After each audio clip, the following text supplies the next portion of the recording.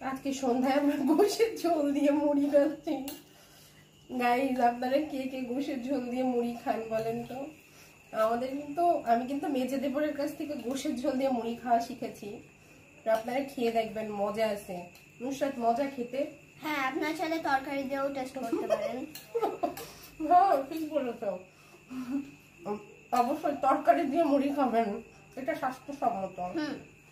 এটা খেলে কি মুখে ব্যথা হয় তোমার? যতই ব্যথা হোক, দাঁতের তো একটা ব্যায়াম হচ্ছে না, এটা উচিত খাওয়া। তাও ঠিক। কেউ কি টিফিনে কখনো মুড়ি নিয়ে গেছে? নুসরাত, তুমি কি কখনো টিফিনে মুড়ি নিয়ে গেছো? সত্যি কথা বলতে গেলে আমি স্কুলে খেয়েছি, কিন্তু আমি কখনো নিয়ে যাইনি। আমার কিছু বান্ধবী আছে, তার সবাই হাঙরের মতন সবকিছু খেয়ে নেবে বলে আমি ওগুলো নিয়ে যাই না। তাই নাকি? তো গোশের ঝোল দিয়ে মুড়ি সবাই খাবেন, কিন্তু যদিও মুখে রুচি নেই বলে মুড়ি খাচ্ছি, মজা পাচ্ছি না কোনটা খাবো। নুসরাত, তোমার কি গোশের ঝোল দিয়ে মজা লাগছে? তার স্বাদ চলে গিয়েছে, সেই সবসময় কালো জিরা খাই, এটার জন্য তার স্বাদ পুড়ে চলে গিয়েছে। আর ভালো লাগে। মুড়ির সাথে আপনাদের কার কি খেতে ভালো লাগে অবশ্যই কমেন্টে জানাবেন। কিন্তু আমার কিন্তু মুড়ি দিয়ে চা খেতে খুব ভালো লাগে, মুড়ি দিয়ে গুড় দিয়েও খেতে কিন্তু আমার মজা লাগে। গোশের ঝোল বা গোশ দিয়ে এটাও মজা। আর আপনারা তো নরমাল মুড়ি মাখা খেয়েছেন, ওইটাও ভালো লাগে।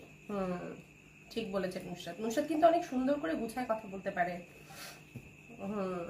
কিউট কিউট বুড়ি এটা, কিন্তু একটু দোয়া করে দেবেন।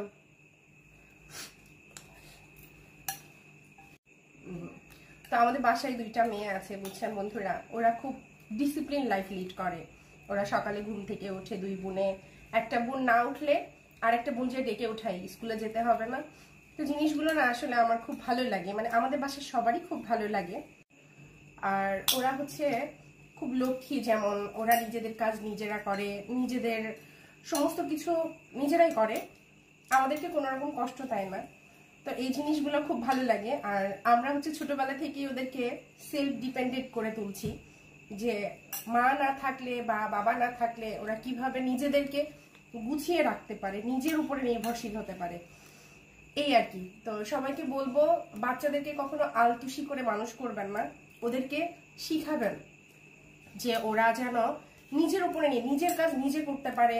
আমরা অনেক সময় কি করি, বাচ্চাদেরকে মুখে তুলে খাওয়াই, এটা করি ওটা করি, এগুলো না, ওদেরকে শেখাতে হবে, এই আর কি।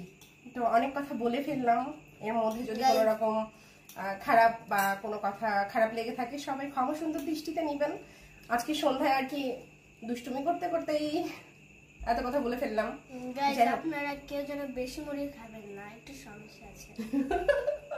যেটা এখন আমার হচ্ছে, পেটের মধ্যে গুড়গুড় গুড়গুড় করছে। হ্যাঁ হ্যাঁ, তো আমাদেরও মুড়ি খাওয়া শেষ, গল্প মোটামুটি শেষ।